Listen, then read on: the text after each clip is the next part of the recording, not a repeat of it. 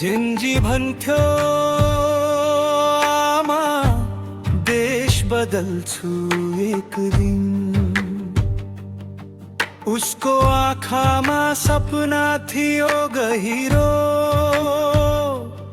उज्यालो चिन।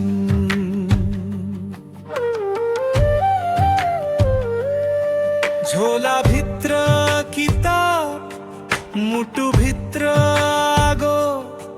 अन्य देख्दा ऊ कहिले बस्दैन थियो चुप लागो। त्यो दिन निस्कदा घरबाट हाँसेर भन्यो ढिला भए पनि चिन्ता नगर है आमा। आमाले ढोकामा उभिएर हात हल्लाइन्। थाहा थिएन त्यो नै अन्तिम दृश्य थियो सामना। ओ आमा उसको फोन किन बज्दैन अब। ओ बुबा उसको पाइला किन सुनिँदैन अब। देशको नाममा गयो सडकमा तर फर्कियो फोटो भित्रको मुस्कानमा। जेन्जी सुत्यो भोलिको सपना बोकेर। हामी बाँचेका छौँ आँसु रोकेर।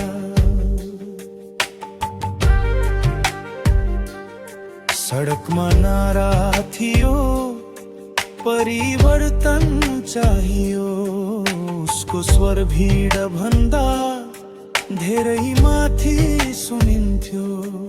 तर एक्कासी आवाज आयो आकाश चिर्दै र उढल्यो देशको झन्डा समात्दै।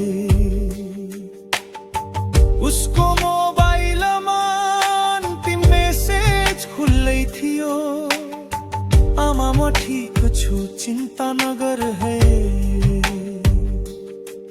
तर त्यो शब्द नै अन्तिम बन्यो। आमाको संसार नै रोइदियो सधैँ।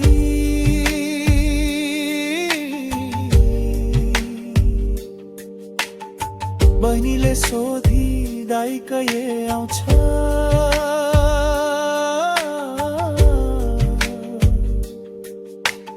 आमाको घाँटीबाट आवाज निस्केन।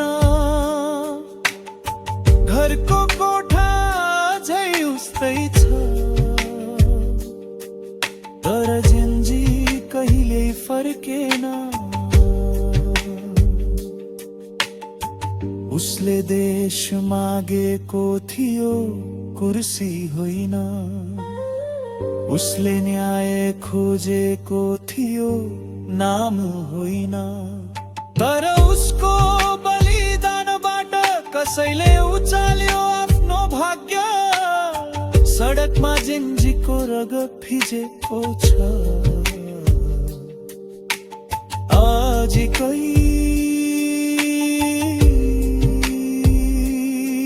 चुपचाप छ। तर उसको सपना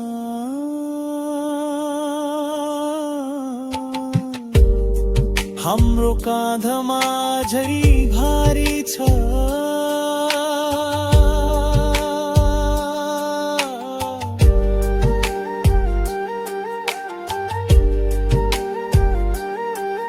ओ देश तिमीले के दियौ उसको बदलामा।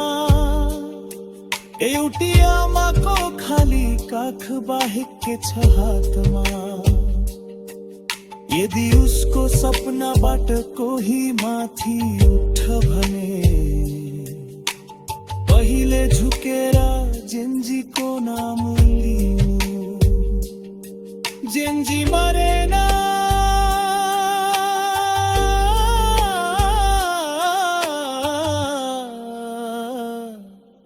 ऊ प्रश्न बनेर बाँचेको छ। हरेक निर्वाचनमा मत पत्र रोएको छ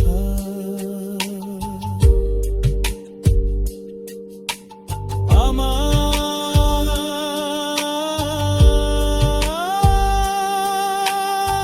तिम्रो छोरो हारेर गएको होइन उद्देश्यको लागि आँखा बन्द गरेर जितेको छ।